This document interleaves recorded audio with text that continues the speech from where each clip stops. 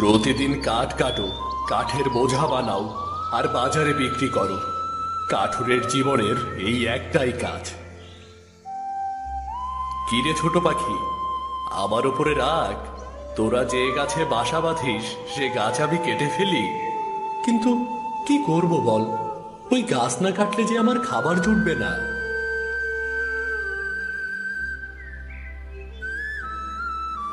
আজ কাঠ বিক্রি করে যে টাকা পেয়েছি তাতে চাল আর ডাল কিনে নিয়েছি। কাল সকালে কোনো রকম পান্তার ব্যবস্থা হয়ে গেলেই আমি খুব খুশি। একা মানুষের জীবন, নিজের রান্না নিজেরই করতে হয়। কি আর করা, ভাগ্য আমাকে একা করে দিয়েছে। মা বাবা মারা গেছে অল্প বয়সে, এখন একা থাকাই আমার নিয়তি। যাই, এবার বাকি ভাতগুলোতে পানি দিয়ে রাখি। সকালে উঠে পান্তা খেয়ে কাজে বের হব। কাজল মিয়া, ও কাজল মিয়া, বাড়ি আছো নাকি? কে, মোড়ল সাহেব নাকি? হ্যাঁ আমি। কি ব্যাপার, তোমার তো কোনো খোঁজই পাওয়া যায় না। সারাদিন কাঠ কেটে বাজারে বিক্রি করে ঘরে ফিরতে ফিরতে অনেক রাত হয়ে যায়। তা আমায় খুঁজছিলেন কেন মোড়ল সাহেব? অনেক দিন তো হলো, তোমার বাবা তো আমার কাছে এই বাড়ি বন্ধক রেখে টাকা নিয়েছিল। এরপর তো আমাকে সে টাকা ফেরত দেয়নি। এজন্য তো তোমাকে খুঁজছিলাম। আমার যে টাকাগুলো দরকার বাপু। কি বলছেন মোড়ল সাহেব? আমি তো এর কিছুই জানি না। বাবা আপনার কাছ থেকে টাকা নিয়েছিল? হ্যাঁ হ্যাঁ, তোমার বাবা তার অসুখের সময় এই বাড়ি বন্ধক রেখে টাকা নিয়েছিল।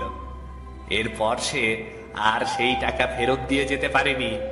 এই যে দেখো দেখো, এই কাগজে সব লেখা আছে। তোমার বাবার দস্তখত আছে, বুঝলে? হ্যাঁ, কিন্তু আমি তো এ ব্যাপারে কিছুই জানি না। এখন আমাকে কি করতে হবে মোড়ল সাহেব? এখন বাবা তোমাকে টাকাটা দিয়ে দিতে হবে, যে না হলে এই ঘর আমার হাতে তুলে দিতে হবে। যে কোনটা করবে? এ কি বলছেন মোড়ল সাহেব? এ তো অনেক টাকা। এত টাকা আমি কিভাবে জোগাড় করব? তাহলে তো বাবা বাড়িটা ছেড়ে দিতে হবে। আচ্ছা ঠিক আছে, ঠিক আছে, আমি আপনার টাকা দিয়ে দেব মোড়ল সাহেব। দয়া করে আমাকে আরেকটু সময় দিন। আচ্ছা ঠিক আছে, নাও সময়। তবে মনে রেখো, টাকা দিতে না পারলে কিন্তু এই বাড়ি নিজের দখলে নিয়ে নেব। এখন তাহলে আসি, কেমন? আমি এখন কি করব? এত টাকা আমি কিভাবে দেব? টাকা না দিতে পারলে তো মোড়ল আমার ঘর দখল করে নিয়ে যাবে। আমি এখন কি করব? কিভাবে এই টাকা জোগাড় করব আমি? আমাকে আমাকে আরো বেশি করে কাঠ কাটতে হবে, আরো অনেক পরিশ্রম করতে হবে। যেভাবেই হোক মোড়ল সাহেবের টাকা ফেরত দিতে হবে। এই গাছটা তো বেশ দামি কাঠের মনে হচ্ছে। এই গাছটা কাটলে প্রচুর টাকা পাওয়া যাবে মনে হয়। যাই, এই গাছটা কাটি। কে রে তুই? এই বনের গাছ কাটছিস? আমি যে গাছের নিচে ধ্যান করি, তুই সে গাছটাই কেটে ফেলছিস? তোর এত সাহস! আমি আমি বুঝতে পারিনি আপনি যে এই গাছের নিচে বসে ধ্যান করেন।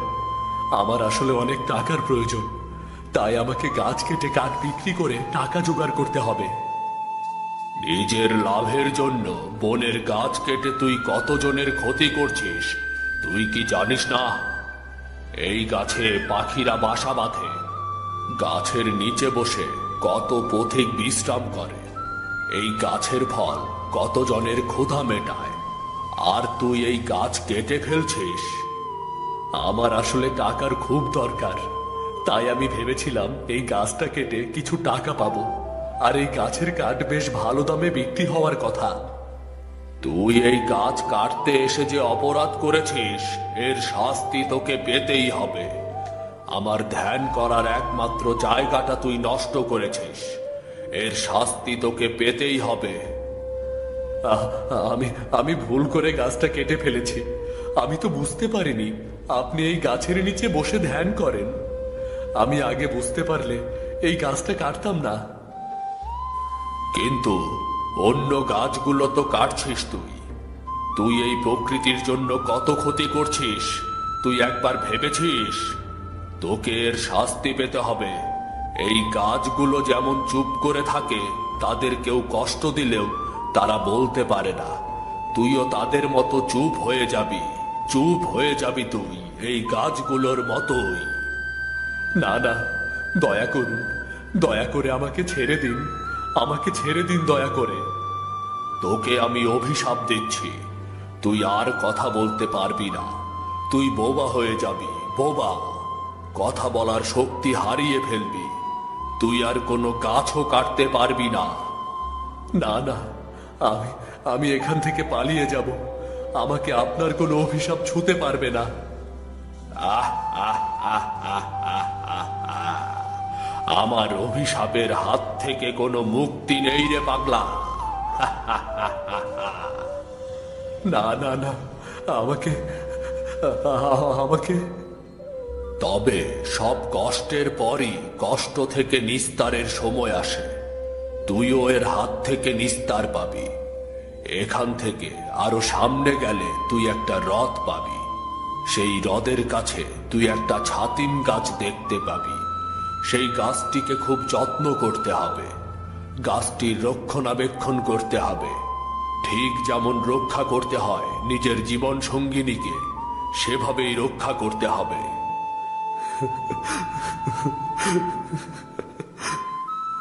সব কাজ যদি ঠিক মতো করতে পারিস, তবেই পরের অমাবস্যা তিথিতে তুই এই অভিশাপ থেকে মুক্তি পাবি। তবেই তুই এই কষ্ট থেকে মুক্তি পাবি।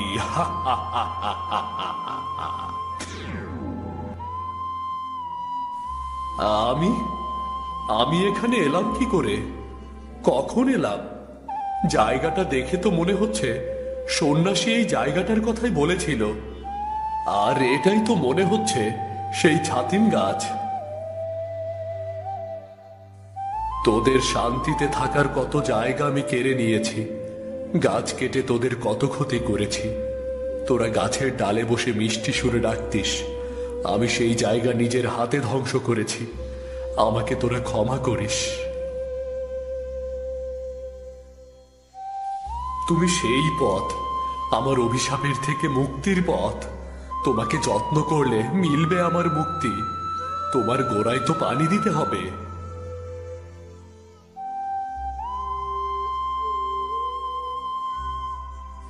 তুমি ভালো থাকার ওপর এখন আমার সবকিছু নির্ভর করছে।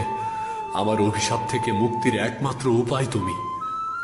আমি আমার বাড়ি থেকে ঘুরে আসি, তুমি কিছুক্ষণ একলা থাকো।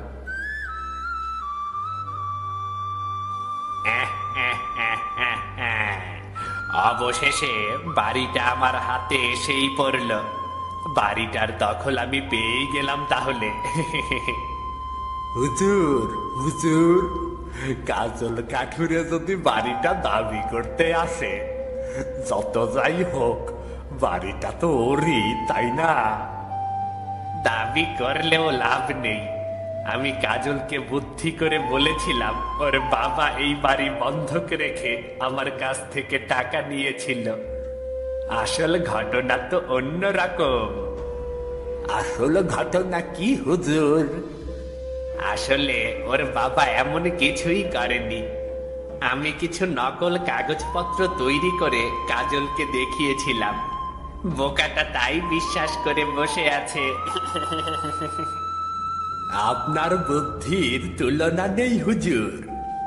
যাই হোক, এই বাড়ি অবশেষে আমার দখলে। কিন্তু বোকাটাকে কোথাও দেখছি না। কোথায় গেল কে জানে।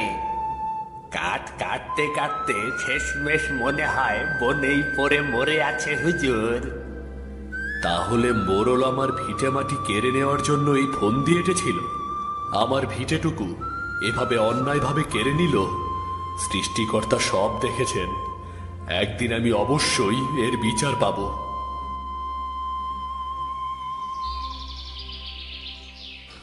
ঘর তো বানানো হলো, যাই এবার খাওয়ার জন্য কিছু ফল পেড়ে আনি।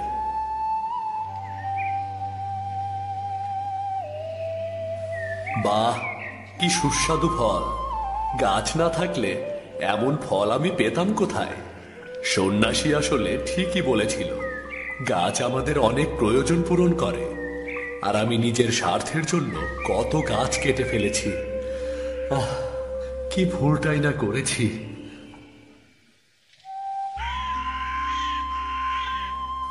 বাহ, এখান থেকে তো চারপাশের দৃশ্য খুব সুন্দর লাগে। মনে হয় চারপাশে সবুজের এক সমুদ্র। চোখ যেন জুড়িয়ে যায়। আরে, ওরা কারা? দেখে তো মনে হচ্ছে এরা কাঠুরে ছাতিম গাছটা কাটতে এসেছে। মোরল সাহেব তো বেশ কয়েকটা গাছ কাইটা নিতে কইছিল, এই গাছটাই কাটতে কইছিল কি? হরে, মোরল সাহেব বলেছিল তার ছাতিম গাছের কাঠটাই চাই। চল তাইলে এই গাছটাই কাইটে নেই। আরে সত্যিই তো, এরা তো কাঠুরে, তাও আবার মোরল পাঠিয়েছে গাছ কাটার জন্য। এদেরকে তো কিছুতেই এই গাছ কাটতে দেওয়া যাবে না। ওই চল তাইলে গাছটা কাটা শুরু করি। আমাকে যেভাবেই হোক ওই গাছটিকে রক্ষা করতে হবে। ওরা এখনো আমাকে দেখতে পায়নি। যাই, আমি আরেকটু ওপরের ডালে গিয়ে বসি, তাহলে ওরা আমাকে আর দেখবে না। আরে, গাছটা নড়লো মনে হয়। আমারও তো তাই মনে হইল। গাছটা নড়ায় ওরা মনে হয় ভয় পেয়েছে। আমি তাহলে বেশ করে কয়েকবার গাছের ডাল ঝাঁকিয়ে ওদের ভয় দেখাই, তাহলে ওরা মনে হয় ভয় পেয়ে চলে যাবে। এই রে, গাছের ডালগুলো আমি কেমনে নড়তাছে, দেখ দেখ। হরে, কোনো মানুষ নাই, অথচ কি ভয়ঙ্কর ভাবে গাছের ডাল নড়তেছে রে। না রে, এই ব্যাপারটা ভালো ঠেকতাছে না। ভূত পেতেরই কোনো কাজ হইব রে। ওরে বাবা রে, খায়া ফেলবো রে। ওরে বাপরে, এই জায়গায় পেতের আসর আছে। চল চল, পালাই পালাই। যাক, বুদ্ধি কাজে লেগেছে তাহলে। মোরলের কাঠুরেগুলোকে ভাগাতে পেরেছি। গাছটা কেটে ফেললে আমি অভিশাপ মুক্ত হতাম কি করে? এই গাছই যে আমার মুক্তির পথ।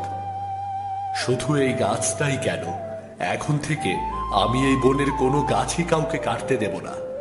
আমি এখন থেকে এই বনে থেকেই গাছগুলোকে রক্ষা করব। কে কে আপনি? আপনি এখানে কিভাবে এলেন? বাহ, তুমি তো এখন কথা বলতে পারছো। তোমার অবাক লাগছে না? আরে তাই তো, আমি তো আবার কথা বলতে পারছি। আমি তাহলে অভিশাপ থেকে মুক্ত হয়ে গেছি। অভিশাপ থেকে তো আমিও মুক্ত হয়েছি। আপনি আপনি অভিশাপ থেকে মুক্ত হয়েছেন মানে? ছাতিম গাছটা কোথায় দেখতে পাচ্ছ? আরে তাই তো, ছাতিম গাছটা গেল কোথায়? আমি ছাতিম গাছ রুপেছিলাম। সন্ন্যাসী আমাকে অভিশাপ দিয়ে ছাতিম গাছ বানিয়ে দিয়েছিল। আজ আমি তোমার যত্ন ও ভালোবাসায় অভিশাপ মুক্ত হয়েছি। কি বলছেন আপনি? সন্ন্যাসী আপনাকে অভিশাপ দিয়ে ছাতিম গাছ বানিয়ে দিয়েছিল? হ্যাঁ, আমি হচ্ছি রূপনগরের সওদাগর কমলরাজের মেয়ে কনকলতা। একদিন কি হয়েছে গারোয়ান? সামনে একটা ছোট গাছ আছে ছোট সাহেবা, আমাদের ঘুরে যেতে হবে। পথের মাঝে আবার এই ঝামেলা এলো কোথা থেকে? এই গাছটা আমার পথের মাঝে এলো কি করে? পথ ঘুরে যেতে কত সময় লাগবে গারোয়ান? সে যেতে যেতে প্রায় সন্ধ্যা হয়ে যাবে। কি বলছো? আমার তো দুপুরের আগেই পৌঁছানো দরকার, তা না হলে তো বিয়ের অনুষ্ঠানই শেষ হয়ে যাবে। ঘোর পথে গেলে সন্ধ্যার আগে কিছুতেই পৌঁছানো যাবে না ছোট সাহেবা। আমি বলি কি ছোট সাহেবা, চলুন চলুন আমরা বাড়ি ফিরে যাই। কি বললে তুমি? বাড়ি ফিরে যাব? এছাড়া আর তো কোনো উপায় দেখছি না।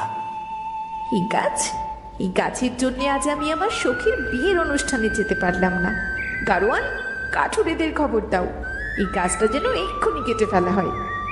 গাছটা কেটে ফেলতে বলবো ছোট সাহেবা, সে কি ঠিক হবে? হ্যাঁ, এই গাছটা এক্ষুনি কেটে ফেলতে বলবে।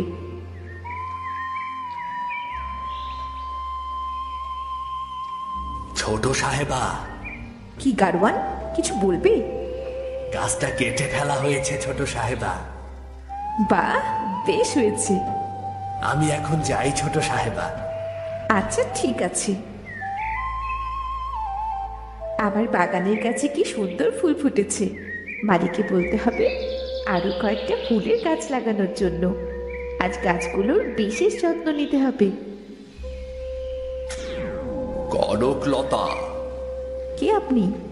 আপনি এখানে এলেন কি করে? আর আপনি আপনি আমার নাম জানলেন কি করে? বাগানের গাছগুলোর যত্নের কথা ভাবছিস, আর বাইরের গাছ সেগুলোর বুঝি যত্নের প্রয়োজন নেই? সেগুলো অন্যায়ভাবে কেটে ফেলতে হয়, তাই না? আপনি এত কিছু কি করে জানলেন? আমি সব জানি। সে গাছটা কি দোষ করেছিল? শুধু সে মুক্তভাবে বেড়ে উঠেছিল, এটাই কি তার দোষ ছিল? একটা মুক্ত প্রাণ ধ্বংস করার শাস্তি তুই পাবি রে। মানে আপনি কি বলছেন এসব? কিসের শাস্তি? গাছটা কেটে ফেলার শাস্তি। আমি তোকে অভিশাপ দিচ্ছি, তুই বনের একটা গাছ হয়ে যাবি। এরপর তুই বুঝতে পারবি গাছদের দুঃখ বেদনা আনন্দ কি জিনিস। না না, আমাকে এই শাস্তি দেবেন না। আমি আমি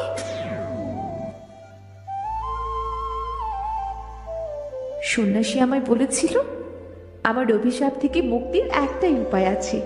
কেউ যদি আমায় আদর যত্ন করে রক্ষা করে, নিজের জীবন সঙ্গীর মতো দেখাশোনা করে, তাহলেই আমি অভিশাপ থেকে মুক্তি পাবো, আবার মানুষ হব। আজ থেকে আমরা দুজনেই অভিশাপ মুক্ত।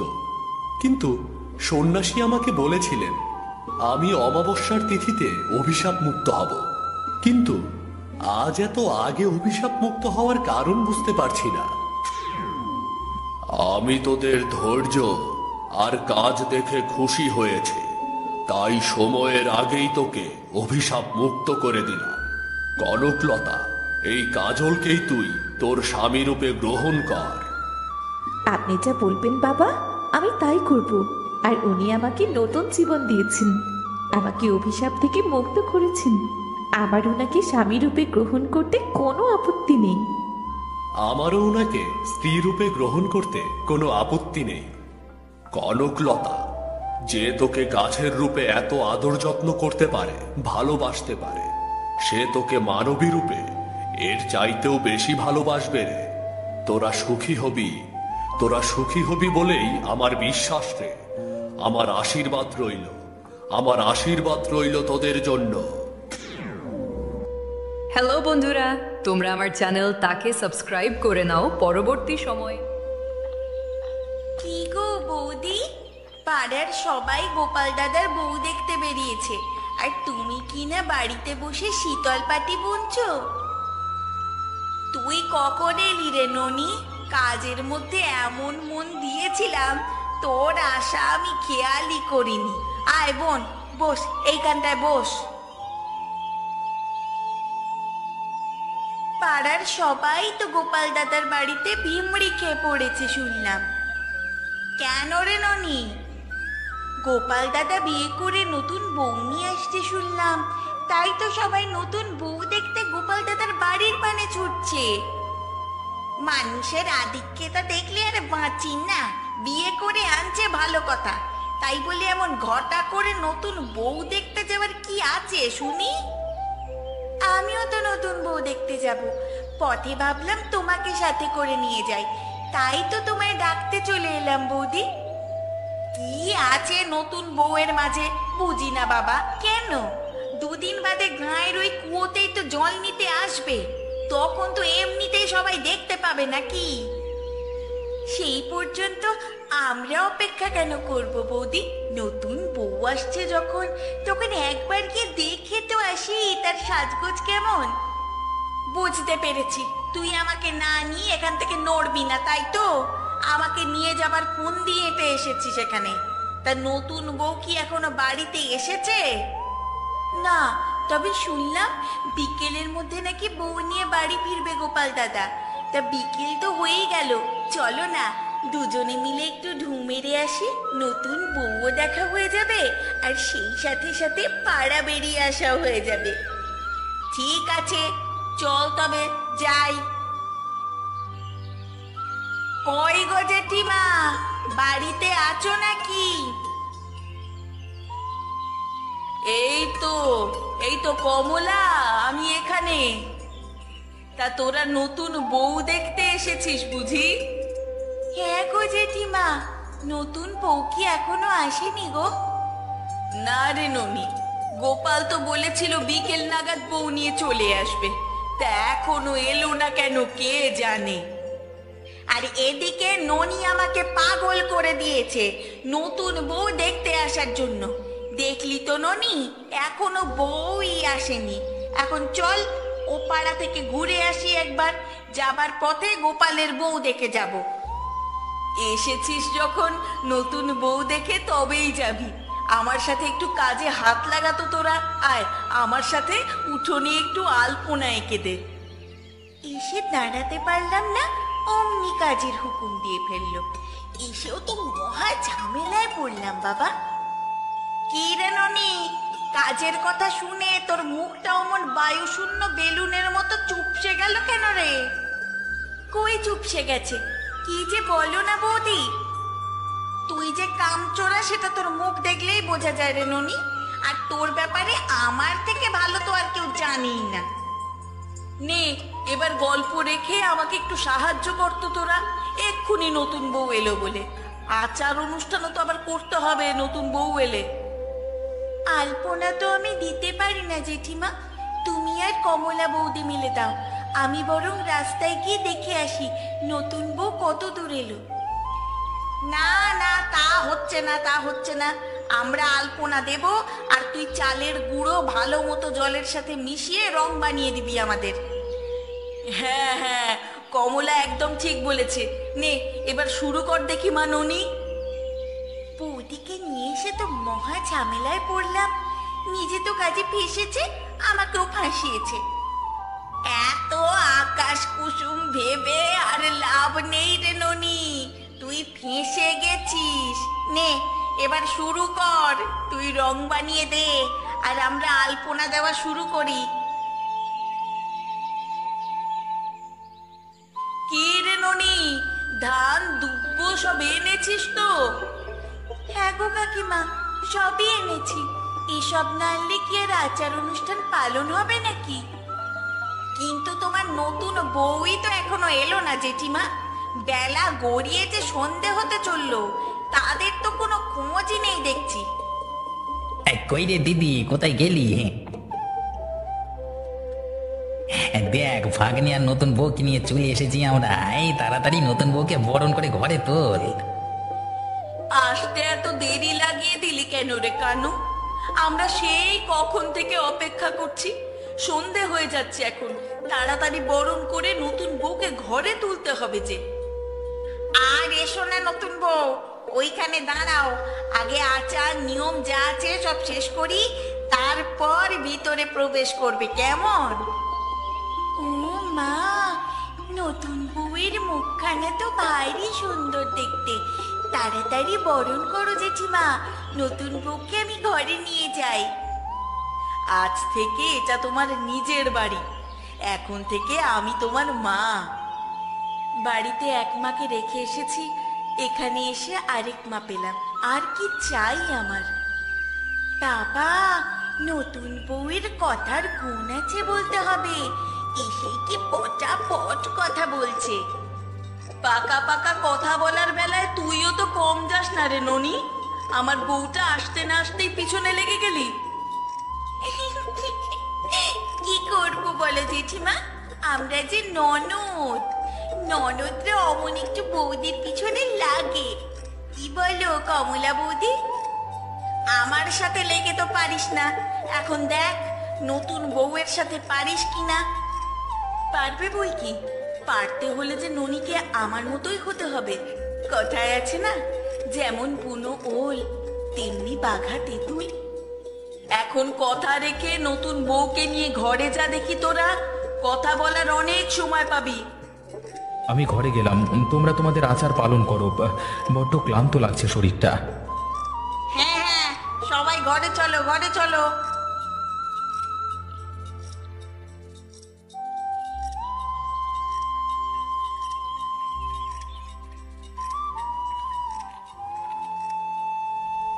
এ কি বৌমা, তুমি সাত সকালে রান্নাঘরে কেন? আপনারা ঘুমাচ্ছেন, আমি ভাবলাম সকালের জল খাবারটা বানিয়ে ফেলি এই সুযোগে। তোমাকে কে বলেছে মা জল খাবার বানাতে? তুমি হলে কি নতুন বউ, দুদিন বিশ্রাম নাও, তারপরে না হয় কাজ করো। তা বললে কি হয় মা?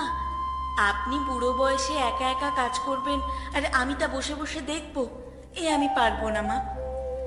আচ্ছা ঠিক আছে, কিন্তু তুমি এখন কাজ করলে লোকে যে আমায় খারাপ শাশুড়ি বলবে, বলবে নতুন বউ আসতে না আসতেই কাজে লাগিয়ে দিয়েছে। কে কি বললো তাতে আমার কিচ্ছু যায় আসে না মা। আমি এখন এই বাড়ির বউ, বাড়ির ভালো মন্দ সব দেখার দায়িত্ব এখন থেকে তো আমারও।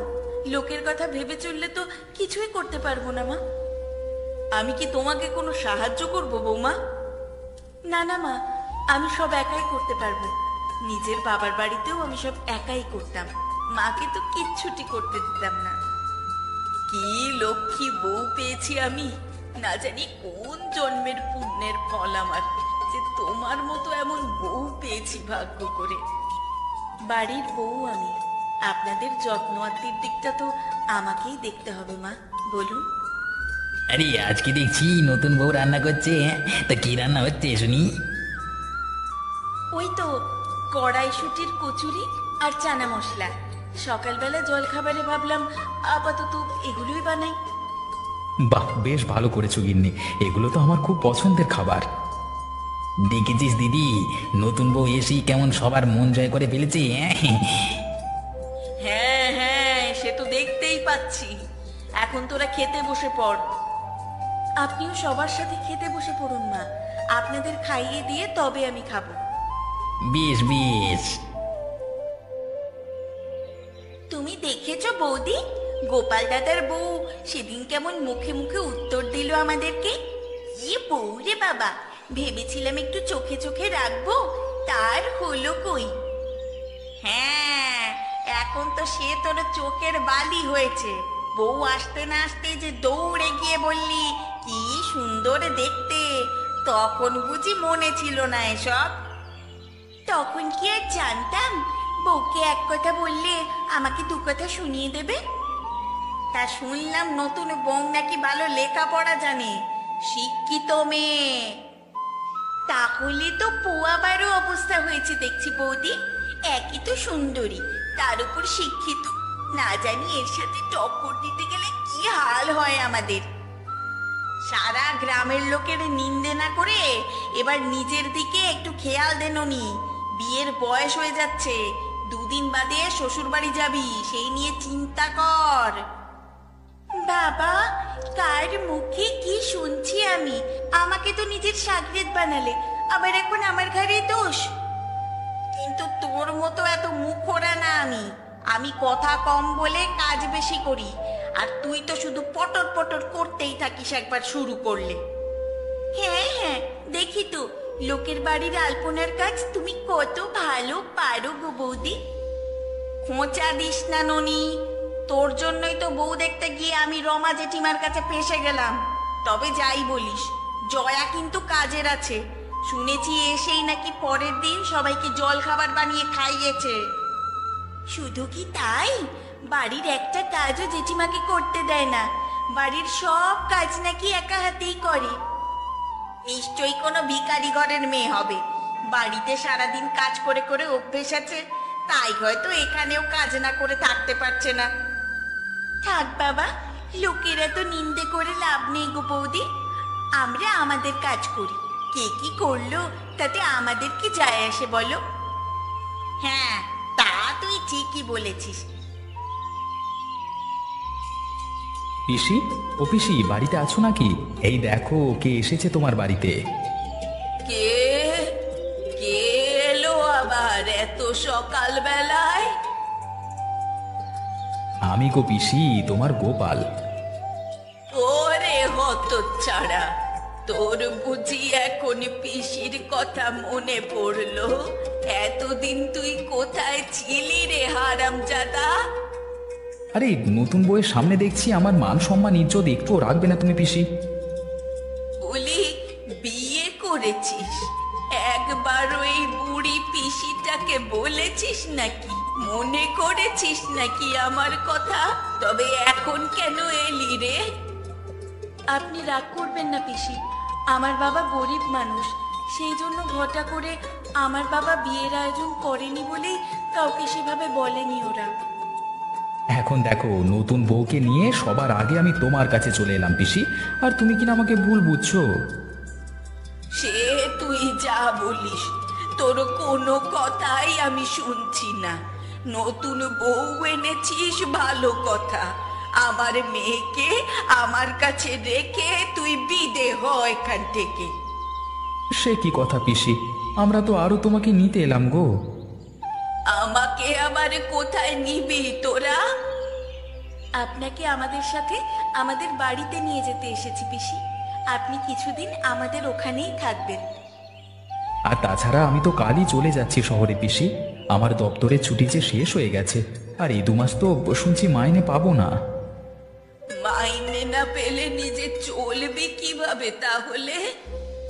আমি তো নিজের চলবার কথা ভাবছি না পিসি, আমি ভাবছি আমার পরিবার চালানোর কথা, কি যে করি। ওসব নিয়ে তুমি এত ভেবো না, আমরা ঠিক কিছু একটা করে নেব। এখন চলুন পিসি, আমাদের সাথে চলুন। দাঁড়া বাচ্চা তোরা, আমি ঘর থেকে আমার জামা কাপড়ের পুটুলিটা নিয়ে আসি। আমি আসি মা, তোমরা সবাই সাবধানে থেকো কেমন। তুইও সাবধানে থাকিস বাবা। আসি গো গিন্নি, পিসি তুমি সবাইকে দেখে রাখবে কেমন। হ্যাঁ রে বাবা, ও নিয়ে তোকে একদম চিন্তা করতে হবে না, আমরা সবাই একসাথেই থাকবো। আমি তো 2 মাস হয়তো টাকা পাঠাতে পারবো না, একটু কষ্ট করে চলতে হবে যে তোমাদের। সে আমরা চলতে পারবো, ওসব নিয়ে তুমি ভেবো না এত। আর তাছাড়া গ্রামে একবেলা শাক তুলেও দুবেলা খাওয়া যাবে। ঠিক আছে, আমি তাহলে আসি। হ্যাঁ, সাবধানে যাস বাবা, আর নিজের প্রতি খেয়াল রাখিস।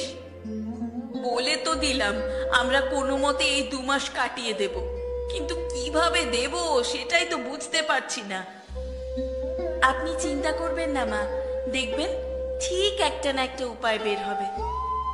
আমি আসার সময় আমার পুটুলিতে কিছু লাউয়ের বীজ এনেছি রে। এই বীজ যে সে বীজ নয়, ফলন যেমন ভালো তেমনি তাড়াতাড়ি খাবার উপযোগী হয়। কিন্তু লাউ খেয়ে আর কদিন কাটবে গো দিদি? ঘরে নতুন একটা বউ এলো, আর এখনই এই বিপদ আপদ আসতে হলো। মা, আপনি শুধু শুধুই ব্যস্ত হচ্ছেন। আমরা চাষা ঘরের মেয়ে, কোনোভাবে কিছু খেয়ে দিন কেটে যাবে আমাদের।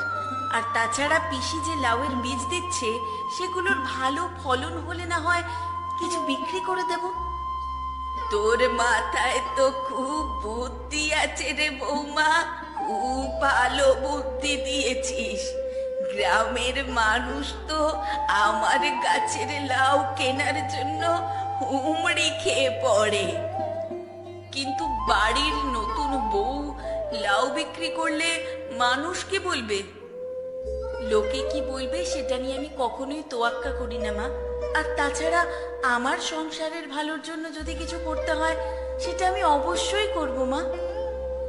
ভাগ্য করে এমন বউ পেয়েছিস রে রমা, না হলে তো গ্রামের বউগুলোকে দেখি শাশুড়ির সাথে 3 বেলা ঝগড়া করে। আগুনের পাশে বসে পিঠা খাবি। দেখ না, তোর ছোট শাশি পিঠা বানানোর কি বিশাল আয়োজনটাই করেছে। ওই রে মিনু, জলদি আ, দেখ তোর চাচি কত রকমের পিঠা বানাচ্ছে রে, জলদি আ। কিরে বিনু, পিঠা খেয়ে বলিস কিন্তু কেমন হয়েছে? বাবা আসেনি? ভাইজান কি আর আসবে নাকি? ভাইজান তো আর এসব আমোদ ফুর্তি পছন্দ করে না রে। ভুল বলেছ। ওই দেখো চাচা, বাবা চলে এসেছে। কই, আপনি জলদি আসুন। দেখুন মনি কত ধরনের পিঠা বানিয়েছে। আরে তোমরা যে কি করো, এই শীতের মধ্যে বাইরে বসে পিঠা খাচ্ছ? পিঠা তো ঘরে বসেই খাওয়া যায় নাকি? ঘরে বসে তো প্রতিদিনই খাবার খাও ভাইজান। হিসাবের খাতা থেকে বের হয়ে আজ একটু উঠোনে বসে পিঠা খাও, দেখো কত ভালো লাগে। আরে বাবা, তুই তোর আমোদ ফুর্তির খাতা থেকে বের হয় এবার। এবার যে দোকানে কত লোকসান হলো সেই খেয়াল কি তোর আছে নাকি রে? আহ, কি শুরু করলেন আপনি? বসুন না। তাড়াতাড়ি পিঠা দাও, আমার অনেক কাজ পড়ে আছে গা। সে কাজ আপনি পরে করতে পারবেন, কাজ তো আর পালিয়ে যাচ্ছে না। একটু স্থির হয়ে বসুন তো। বিনু, এই নে মা, পিঠা নে। শুনছেন, আপনিও নিন।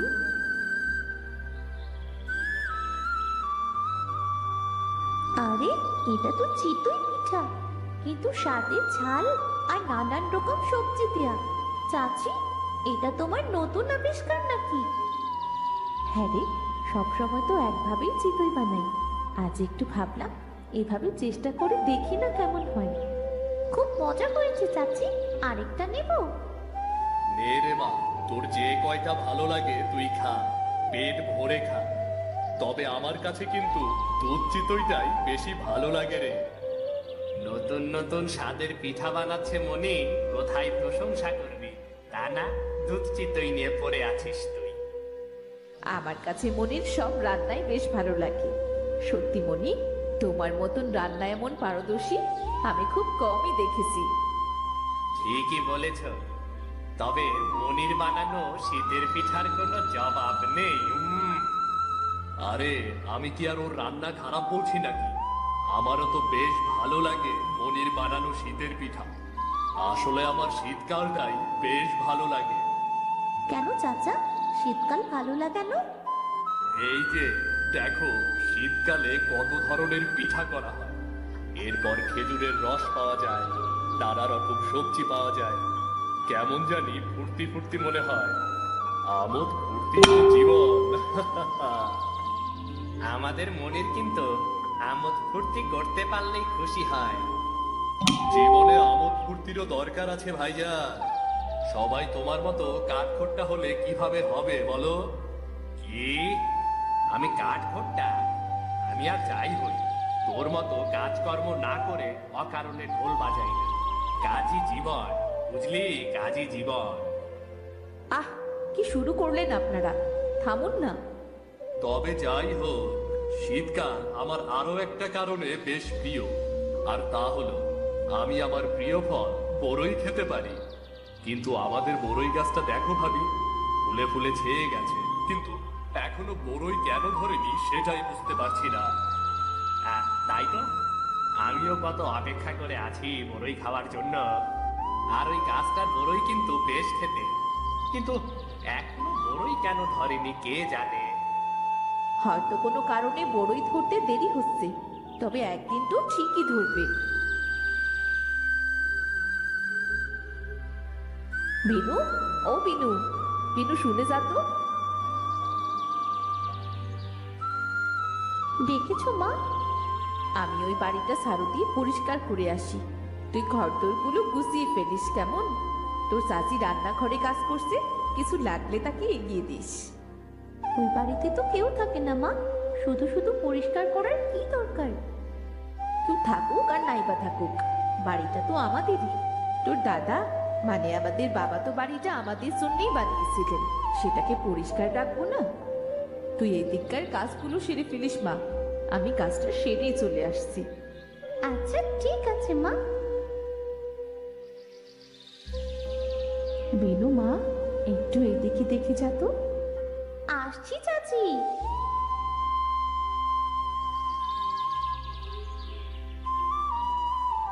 এ কি চাচি, তোমার হাতে কি হয়েছে? ও কিছু না রে, হাতটা একটু কেটে গেছে। একটু দুর্বা চিবিয়ে আনতো মা। চলো চাচি, ঘরে চলো, হাতে ওষুধ লাগিয়ে দেব, রক্ত পড়া বন্ধ হয়ে যাবে।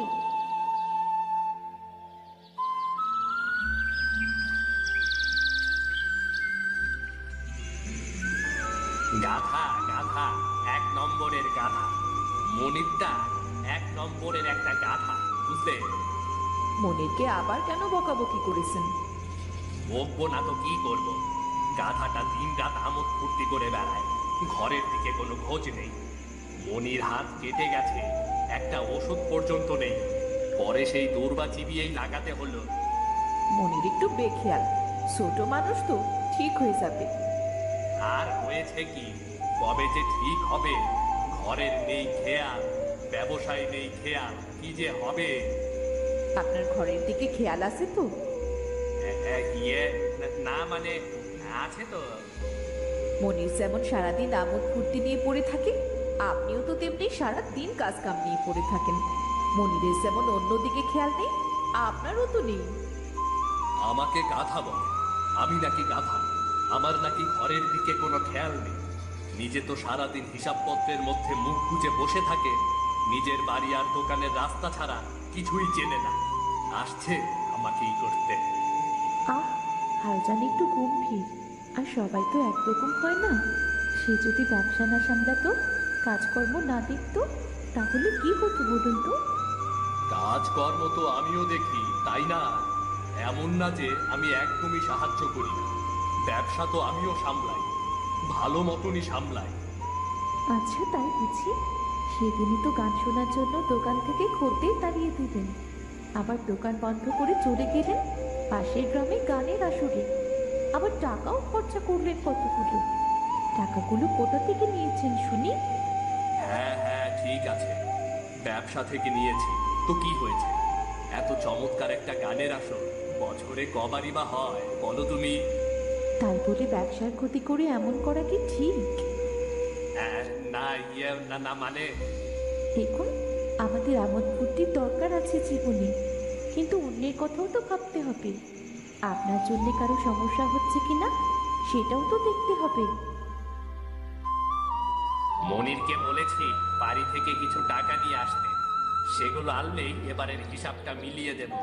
টুনু, টুনু, গত বছরের হিসাবের খাতাটা নিয়ে আয় তো।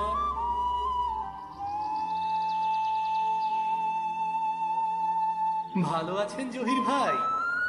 হ্যাঁ, আমি ভালো আছি। তোমাদের তো ঠিক চিনলাম না।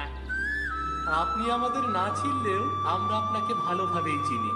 আপনি মনির ভাইয়ের বড় ভাই জহির ভাই, তাই না? বড় ভাইয়ের কাছে আমরা একটা আবদার নিয়ে এসেছি। কি আবদার বলো শুনি? এই শীতে আমরা যাত্রাপালার আয়োজন করেছি। জহির ভাই আপনাকে এর জন্য কিছু টাকা চাঁদা দিতে বলেছে।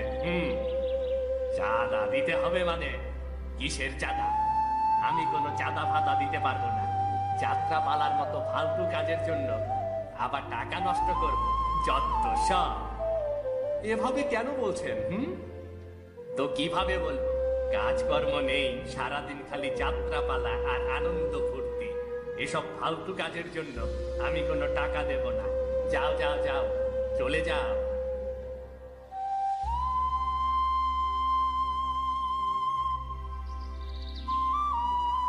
কিরে, তোরা কোথায় যাচ্ছিস রে? আমরা যাত্রাপালার জন্য চাঁদা তুলছি মনির ভাই। আরে তাই নাকি? যাত্রাপালা হবে নাকি? কবে হবে? ভালো মতো করতে হবে কিন্তু। ভালো মতো করার জন্যই তো সবার কাছ থেকে চাঁদা তুলছি মনির ভাই। তাই নাকি?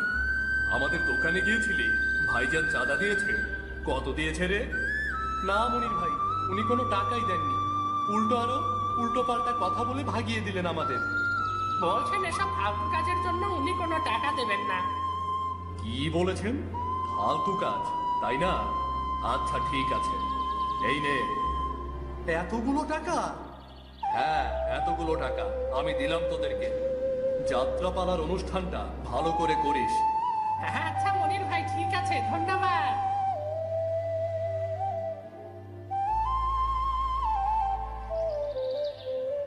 কিরে জহির, টাকা এনেছিস? দে, টাকাগুলো দে, হিসাবটা মিলিয়ে ফেলি। না না, আমি কোনো টাকা নিনি, সব টাকা আমি যাত্রাপালার চাঁদাই দিয়েছি, বুঝলে? কি কি বললি তুই? সব যাত্রাপালার চাঁদাই দিয়ে দিয়েছিস? বলি মাথা কি গেছে নাকি? ব্যবসার টাকা যাত্রাপালাই দিয়ে দিয়েছিস? তোমার কাছে ওরা চাঁদা চাইতে এসেছিল, তুমি তো দাওনি, উল্টো আরো কথা শুনিয়েছ। আমার একটা মান ইজ্জত আছে না, তাই আমি টাকা দিয়ে দিয়েছি। ওরে বাবা রে, কি আমার মান ইজ্জতওয়ালা রে! যা, তোর মান ইজ্জত নিয়ে তুই দোকান থেকে চলে যা। যা, তোর আর এখানে আসতে হবে না, গিয়ে যাত্রাপালা করবে। যা যা। তাই যাব, তোমার মতো গম্ভীর চন্দ্রের সাথে আমিও থাকবো না। ওই বাড়িতেও আমি থাকবো না, আমি অন্য বাড়িতে চলে যাব। তোমার সাথে থাকা অসম্ভব। হ্যাঁ হ্যাঁ, তাই যা, যেখানে খুশি সেখানেই যা। ব্যবসার টাকা যাত্রাপালাই দিয়ে দেয়, মগের মুল্লুক পেয়ে গেছে ব্যাটটা।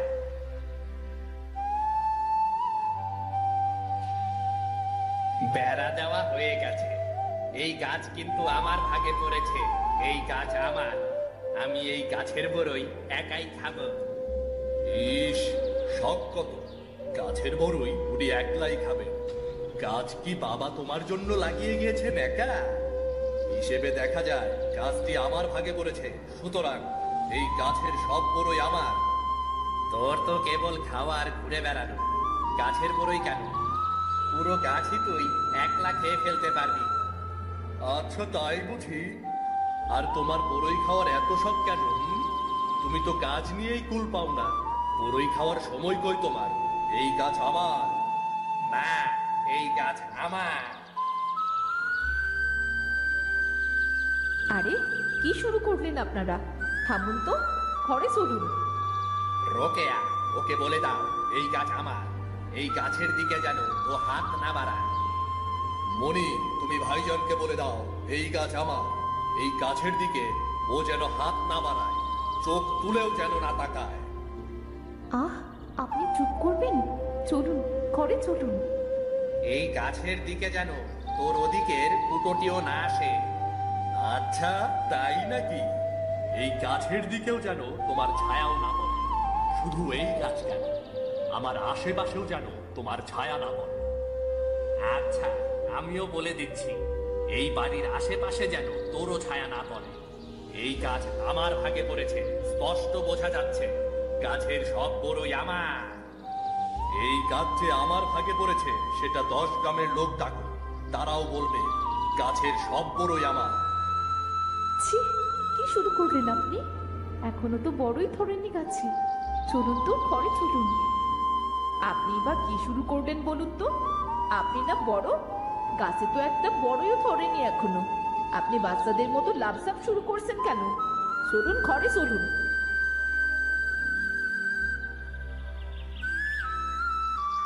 বেনুকে আমাদের বেশ পছন্দ হয়েছে ভাই সাহেব।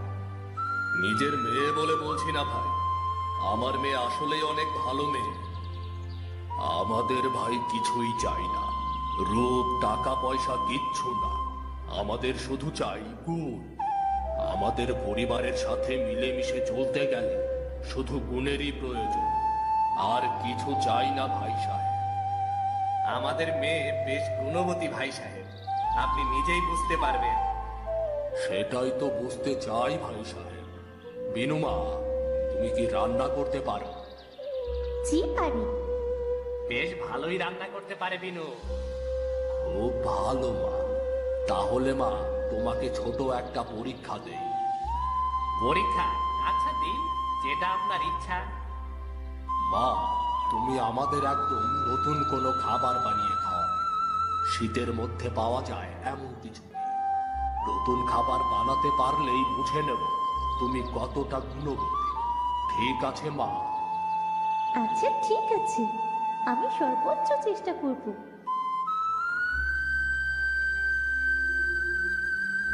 নতুন খাবার? নতুন খাবার কি করে বানাবো? আমি তো কিছুই বুঝতে পারছি না। কিভাবে কি বানাবো? শুধুই বলতে গেল আমি অনেক গুণবতী, ঘোড়ার ডিমের গুণবতী আমি। আজ যদি চাচি এখানে থাকতো তাহলে আমার কোনো চিন্তাই ছিল না। এখন কি যে করি?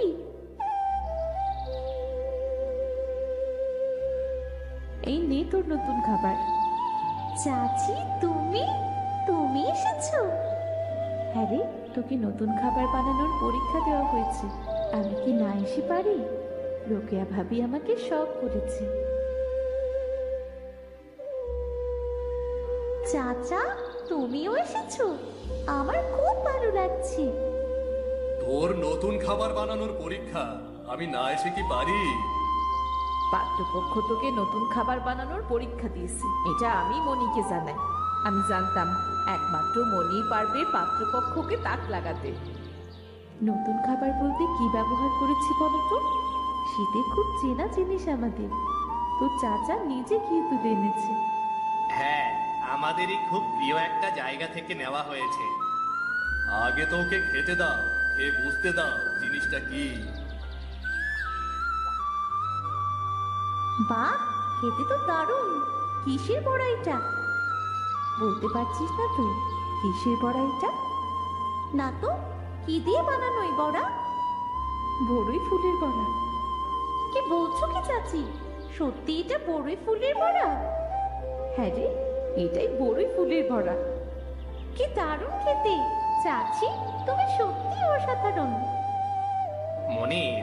মনি, তোমরা আমাকে মাফ করে দাও। আসলে জীবনে একটু আমোদ ফুর্তিরও দরকার আছে। বিনুর বিয়ে সামনে, আমোদ ফুর্তি কিছুই তো আমি বুঝি না। মনিরকেই সব আয়োজন করতে হবে। না না ভাইজান, তুমি বড় হয়ে আমাদের কাছে মাপ চাইছো কেন? আমাকে তুমি মাপ করে দিও ভাইজান। আমি এরপর থেকে টাকা পয়সা বুঝে খরচ করব, কাজকর্মের পাশাপাশি আমোদ ফুর্তিও করব। এই তো, তুই অবশেষে বুঝতে পেরেছিস রে। বিনু আমার বড় আদরের, ওর বিয়ে হচ্ছে। ওর বিয়েতে এমন আমোদ ফুর্তি করব, সবাই হা করে দেখবে, বুঝলে? আমিও তাহলে সবকিছুর হিসাবটা ঠিক মতো করে ফেলি।